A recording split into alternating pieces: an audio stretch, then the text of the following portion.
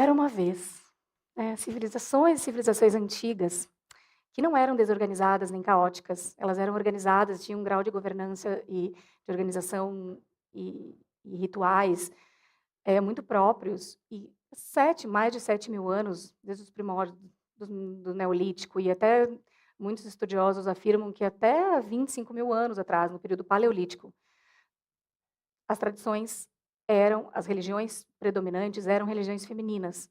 Então, o Deus, a divindade, era feminino. Como que a gente foi acreditar nas parábolas da Bíblia e usar isso como base da dominação masculina a partir de 2000, mais de 2000? Então, quando tu lê a Bíblia, o Antigo Testamento, tu vai entender que houve uma omissão ali, uma retirada das deusas. Só que, né, com os estudos, enfim, não só com as descobertas arqueológicas, históricas, enfim, a gente tem que sempre refletir quem escreveu a Bíblia, quem escreveu o Alcorão, quem escreveu a Torá, né? Essas escrituras sagradas, elas vieram de fax do céu, né? Essas divindades, elas se apresentaram e a gente acreditou nesses homens que depois acabaram sendo os escribas e trouxeram isso. Então, para mim, desde adolescente, era muito claro que eu olhava para isso e pensava, alguém escreveu. Aí eu lembro do Saramago falando, né? A Bíblia é um livro, Bíblia quer dizer livros, né? É importante, mas é só um livro, né. E a gente tem que pensar que quem escreveu um livro, quem conta uma história, a gente está aqui numa TV, e a gente não pode ser ingênuo, muito menos as mulheres ingênuas aqui, em acreditar que, quem escreve, não escreve com a sua cultura, com os seus preconceitos, né, com toda a sua história. Então os homens que escreveram aquilo, eles estavam vivendo historicamente ou já os seus pais e avós haviam vivido em épocas onde a religião feminina era predominante, e aí eles escrevem como se houvesse, como se não existisse, né. E eles mudam palavras na Bíblia para que a gente não saiba que é a deusa, né, Asterá, a Será, enfim, a deidade mais antiga que a gente conhece é uma deidade feminina, ela não é masculina.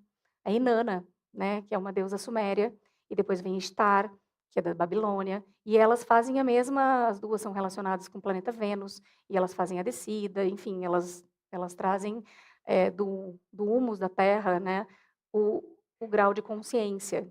Então Inanna e Ishtar eram adoradas, os templos sagrados à deusa, a grande mãe, a grande criadora do céu e da terra, eles existiam, e a gente tem provas disso, desde 7.000 anos, a até eles serem fechados definitivamente lá por 500 anos depois de Cristo. Então o que a gente sabe é que as religiões femininas, que eram predominantes, elas não morreram de morte natural, as coisas elas se perpassam, assim. Então as religiões femininas, elas sofreram uma fortíssima perseguição.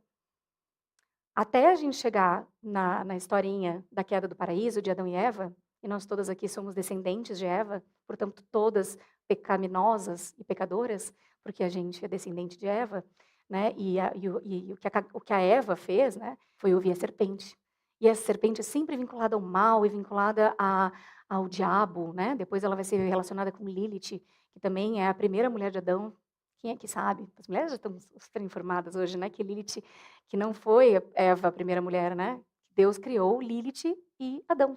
E Lilith se negou a fazer amor com Adão, por baixo, ela se negou a ser submissa a Adão. E aí Adão teria reclamado, né, com Demiurgo, que era o deus, assim: "Não me manda uma mulher insubordinada, né, eu quero eu quero dominar essa mulher". Então Lilith é expulsa desse paraíso e Adão, eh então, reclama lá que ele vai ficar sozinho então, né, então, vamos acreditar nessa metáfora?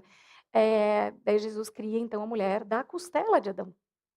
A gente começa aí nesse momento a botar para dormir a nossa consciência e o nosso senso crítico. Porque desde quando a gente acredita que a gente vem de um pai e não de uma mãe?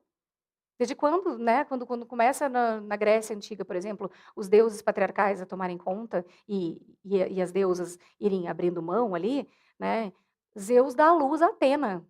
Dá à luz como? Atena é filha partogênica de Zeus, ela nasce da cabeça dele. Então daí fica todo mundo, né, com a sua crítica suspensa, a sua inteligência suspensa, para acreditarmos então que o Deus é masculino, que a divindade é masculina, E que tudo que se refere ao feminino, no caso aquelas cobras, é diabólico, né, porque tudo que se refere à mulher, Vênus, Lúcifer, por exemplo, Lúcifer é o portador da luz, né, que é Vênus, né, é a aurora, enfim, a gente tem que imaginar os nossos tataravós lá do neolítico, olhando para o céu e não havia, né, luz elétrica. O que havia no céu era um grande farol, né, que era a lua cheia.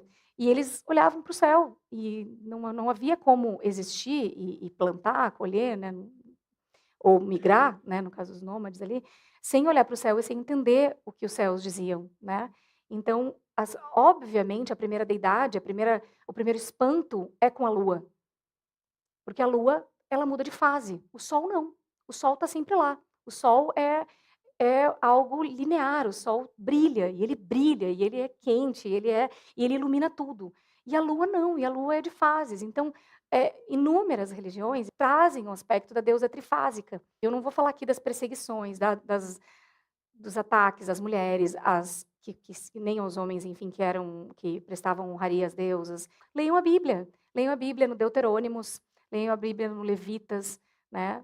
A autorização que Javé dava para destruir os templos da deusa, né, e às vezes ele falava dos deuses, né, e enfim, a religião, os rituais femininos, os ritos femininos sempre eram escritos com letra minúscula, enquanto a religião é a religião, né, então a religião é dos homens. Quando a gente chega lá quando Jeová, né, aparece como o único Deus, e o Deus masculino passa a ser predominante, e aí eles começam a receber as ordens desse Deus masculino, então vamos entrar nas cidades de Canaã, por exemplo, né, onde é a Palestina hoje. Então nas areias de Canaã, hoje, né, desgraçadamente atacadas, estão lá, nas areias de Canaã, enterradas muitas estatuetas das deusas, porque Canaã era conhecida como a terra que jorra leite e mel.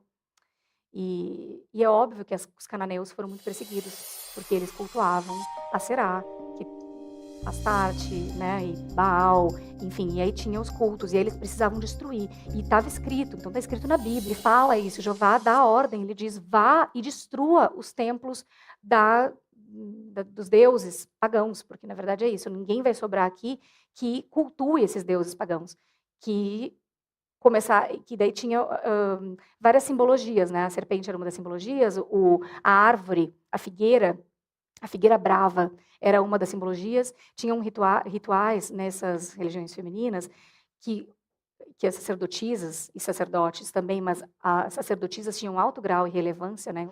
Mas essa árvore, então eles tinham rituais que eles passavam galhos da figueira brava.